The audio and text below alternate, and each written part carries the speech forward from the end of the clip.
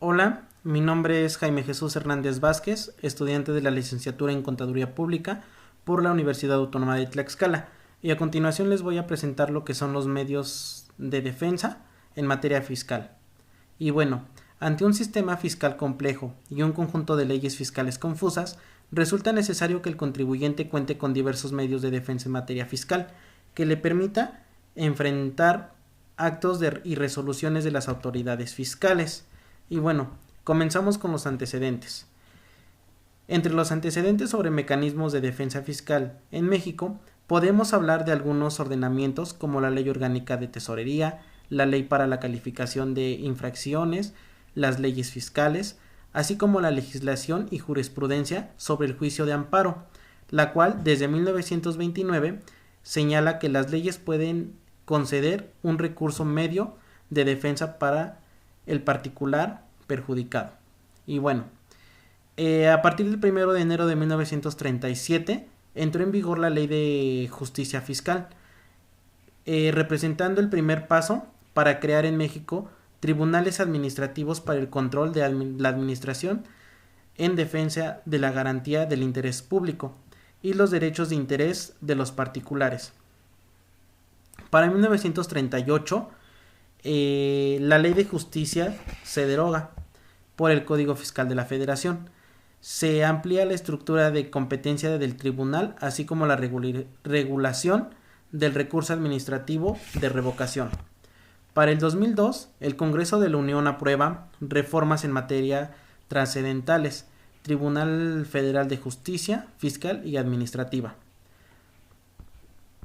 Para el 2006 entra en vigor la Ley Federal de Procedimiento Contencioso Administrativo. Se deroga el título quinto del Código Fiscal de la Federación y se regula el juicio contencioso administrativo. A partir de esta fecha se le vienen haciendo modificaciones. Bueno, generalidades de los medios de defensa en materia fiscal. Contamos con tres medios de defensa, que es el curso de revocación, que viene en el Código Fiscal de la Federación, recurso de inconformidad, que está en la Ley del Seguro Social, y recurso de inconformidad, que es la aplica la Ley del Infonavit. Defensa jurisdiccional, juicio contencioso administrativo, es el juicio de nulidad, juicio de amparo. Defensa no jurisdiccional, quejas y reclamaciones, asesoría, representación legal y defensa, y acuerdos conclusivos. Todo esto se lo lleva lo que es la PRODECON. Concepto de recurso. Bueno, recurso son todos los provenientes de impuestos, contribuciones de mejoras, derechos, productos y aprovechamientos y cuotas y aportaciones de la seguridad social. Incluyen las asignaciones y transferencias presupuestarias a los poderes ejecutivo, legislativo y judicial, a los órganos autónomos y a las entidades de la administración pública. Este concepto obviamente solamente es para actos fiscales. Fundamento de recurso administrativo. Bueno, atendiendo al artículo 122 del Código Fiscal de la Federación, el recurso de revocación es el escrito de interposición que se deberá señalar la resolución o acto que se impugna, los agravios que cause la resolución o acto impugnado y las pruebas de hechos controvertidos al que se trate. Y bueno, diferencia entre recursos de revocación y recurso de inconformidad. El precepto legal en el recurso de revocación pues está en el Código Fiscal de la Federación, y en el recurso de inconformidad se encuentra en la Ley de Seguridad Social, y lo que es también el Instituto del Fondo Nacional de Vivienda para los Trabajadores, que en este caso es Infonavit. Un concepto. El recurso de revocación es un medio de control íntimo de legalidad que tiene propósito de que la autoridad fiscal revise su propia actuación para determinar si estuvo conforme a derecho, para luego revocar, modificar o confirmar la resolución impugnada, según sea el caso. Para la ley del Seguro Social es un medio de defensa de revisión jerárquica, mediante el cual se pueden defender los trabajadores o patrones con actos definitivos emitidos por el Instituto Mexicano de Seguridad Social, con los que no estén de acuerdo. Y para la ley del Infonavit es un medio de defensa de revisión jerárquica mediante el cual pueden defender los trabajadores o patrones por acto del instituto que lesione o viole sus derechos. La procedencia.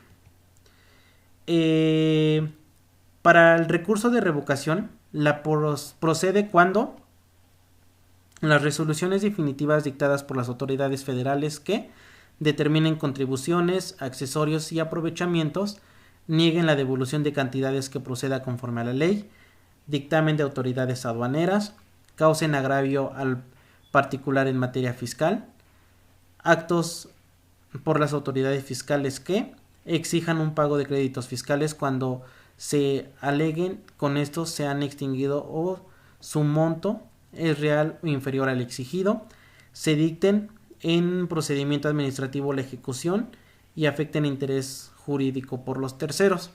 Para la ley del Seguro Social, procede contra los actos de resoluciones definitivas al IMSS cuando los patrones asegurados o beneficiarios tales como resoluciones que determinen cuotas obrero-patronales omitidas, resoluciones que nieguen la devolución y cantidades que proceden de conforme a la ley, resoluciones que establezcan diferencias entre la liquidación cuotas obrero-patronales y resoluciones que determinen créditos fiscales. Y para la ley del Infonavit, en los casos de acuerdo de las empresas y los trabajadores o sus beneficiarios sobre la inscripción ante el instituto, derechos a créditos, cuantía de aportaciones y descuentos, así como sobre cualquier acto que al instituto lesione. Plazo para interponer el recurso. En el recurso de revocaciones, dentro de los 30 días siguientes a aquel que se haya surtido efecto la notificación de la resolución definitiva por la autoridad fiscal. Para el Seguro Social, dentro de los 15 días siguientes a aquel que haya surtido efectos la notificación del acto definitivo que se impugna. Y para la ley del Infonavit, dentro de los 15 días siguientes a aquel que haya surtido efecto la notificación de la resolución impugnada.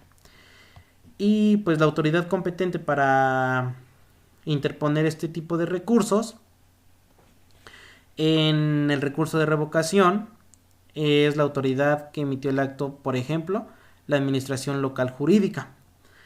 Para la ley del Seguro Social, el recurso se presenta ante la sede delegacional o subdelegacional que corresponda a la autoridad emisora del acto. Resuelve el Consejo Consultivo Delegacional. Y para la ley del Infonavit, la autoridad competente en comisión de inconformidades directamente en Infonavit. Y bueno, plazo y lugar de presentación.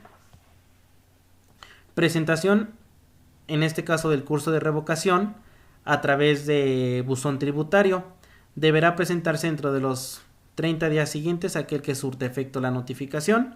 Medio en el que se autorice es el SAT.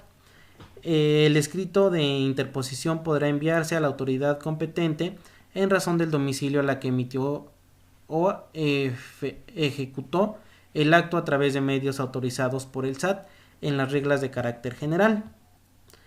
Suspensión del plazo. Esto solamente va a pasar si el particular afectado fallece durante el plazo mencionado. Se suspenderá hasta un año, sin antes no se hubiera aceptado el cargo de representante de la asociación. Se suspenderá el plazo para la interposición del recurso si el particular solicita a las autoridades fiscales iniciar el procedente de la resolución, controversias contenido con un trato para evitar la doble tributación. Cesará la suspensión cuando se notifique la resolución que el terminado hecho del procedimiento. En los casos de incapacidad o declaración de ausencia, se suspende el plazo hasta por un año. La suspensión se cesará cuando se acredite que sea aceptada en cargo del tutor del incapaz o representante legal que sea ausente.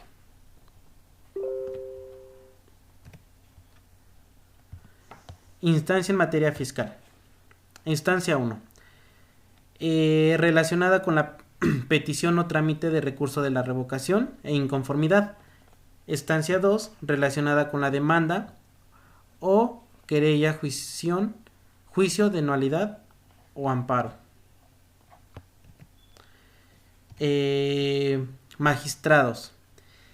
Serán nombrados magistrados por el periodo de 15 años, improrrogables, a partir de la fecha de su nombramiento, mientras que los magistrados en sala regional y los magistrados supernumerarios en la sala regional serán nombrados por un periodo de 10 años, a partir de la fecha de su nombramiento.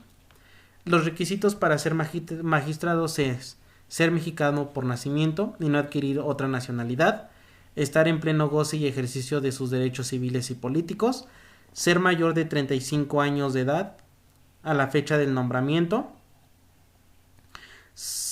contar con notaría de buena conducta, ser licenciado en Derecho con título registrado expedido como cuando menos 10 años antes del nombramiento, contar como mínimo con 8 años de experiencia en materia fiscal o administrativa. Secretarios. Estos elementos del tribunal se encargan de diferentes funciones jurisdiccionales y conforme a la que lo realicen se distinguen en secretarios de acuerdo o proyectistas. Los primeros se encargarán de los trámites de un asunto hasta finalmente la solución del mismo. Además deben fungir como un supervisor del personal hasta las elaboraciones de los requerimientos. En este caso el secretario de acuerdo sus requisitos para poder estar dentro de este rango es ser mexicano por nacimiento y no adquirir otra nacionalidad, ser mayor de 25 años de edad, contar con la reconocida buena conducta, ser licenciado en Derecho con título debidamente registrado, contar con un mínimo de 3 años de experiencia en materia fiscal o administrativa. Secretario General de Acuerdos del Tribunal. Esto es acorde al presidente del Tribunal de Programación de las sesiones en pleno. Sus principales funciones es dar cuenta a las sesiones de pleno y a los asuntos que se someta a su consideración, tomar la votación de sus integrantes, formular la acta relativa y comunicar las decisiones. Revisar los groses de la resolución de pleno formulada por magistrados, en este caso ponente, autorizándoles la unión del presidente. Tramitar y firmar correspondencia referente a la solución del pleno cuando ello no corresponda al presidente del tribunal. Llevar turno de los magistrados que deban formar ponencias para resolución en pleno. Dirigir los archivos de la sala superior. Digitalizar el documento y actuación que se requiera para incorporar los expedientes en línea. Secretario de Acuerdos en la Sala Superior. Es el principal auxiliar de los magistrados a que estén adscritos en la formulación de los proyectos de resoluciones a que se contenga, autorizar con su firma las actuaciones del magistrado ponente, efectuar las diligencias que les encomiende el magistrado al que estén adscritos, dar fe y expedir certificado de las constancias que obren en los expedientes de la ponencia en que estén inscritos, digitalizar los documentos y actuaciones que se requieran incorporar, imprimir y certificar las constancias de los expedientes electrónicos que la ponencia de los que están adscritos y desempeñar las más atribuciones que las disposiciones aplicables se lo confieran. El secretario de Acuerdos en la Sala Regional.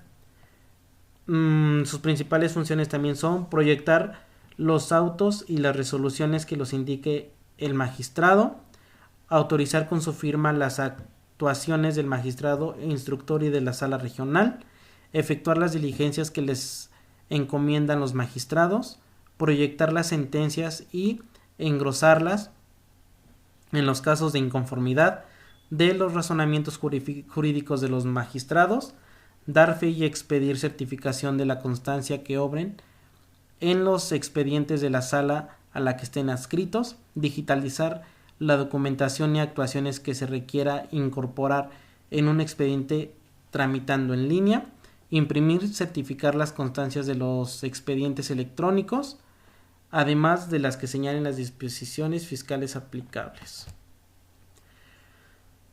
Secretario de Junta de Gobierno y Administración. Preparar los proyectos y resoluciones que deberán ser sometidos a la aprobación de la Junta. Supervisar la ejecución de los acuerdos tomados por la Junta y hacerse en el libro de actas respectivo. Asistir al presidente del Tribunal de las Sesiones que se lleva a cabo por Junta de los asuntos que sean de su competencia, levantando las actas respectivas y las demás que prevé la ley del reglamento interior del tribunal. Y bueno, ¿qué son los proyectistas?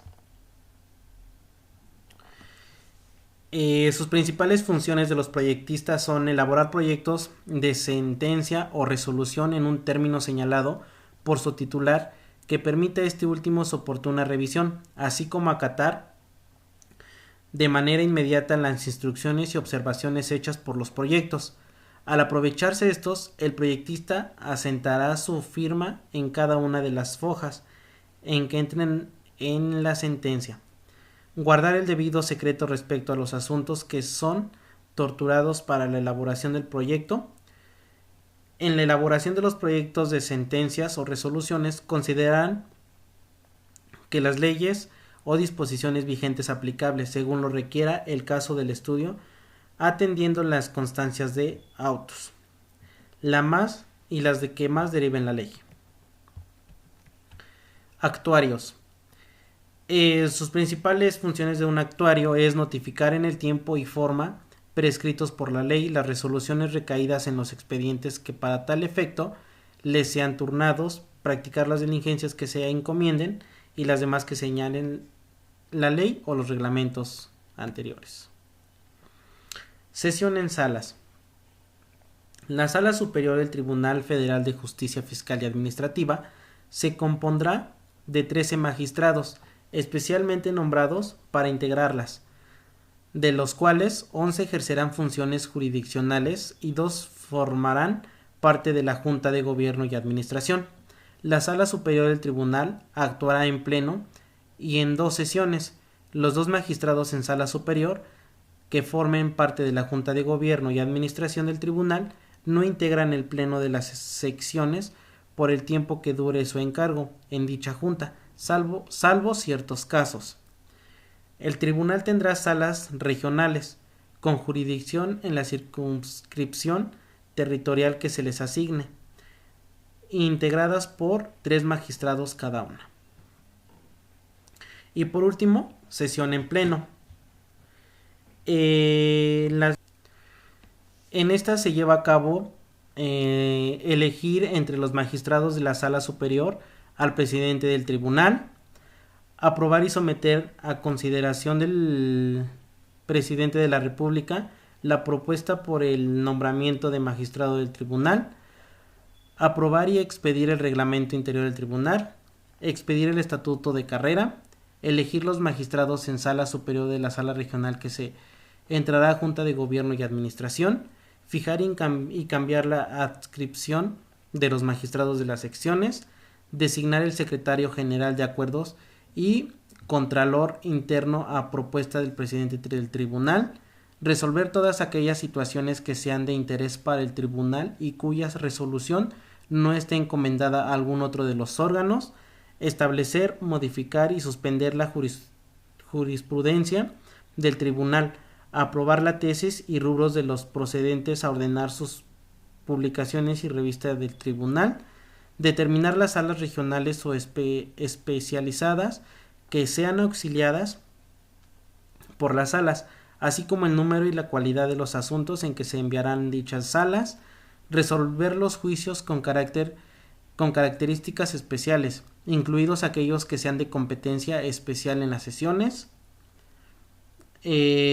incidentes y recursos que procedan contra los actos sometidos por el procedimiento ante el representante del tribunal para poner en el estado de resolución en el juicio, resolver las aclaraciones de esencia que la queja relacionada con los cumplimientos de las resoluciones, ordenar que se abra la instrucción cuando se emite, resolver sobre las excusas exitivas de justicia y recursaciones de los magistrados del tribunal. Respecto a los magistrados de sala regional y los auxiliares, designar entre los secretarios a quienes sean sustituidos, someter la consideración del presidente de la República en la destitución de los magistrados, los demás que establezcan las leyes.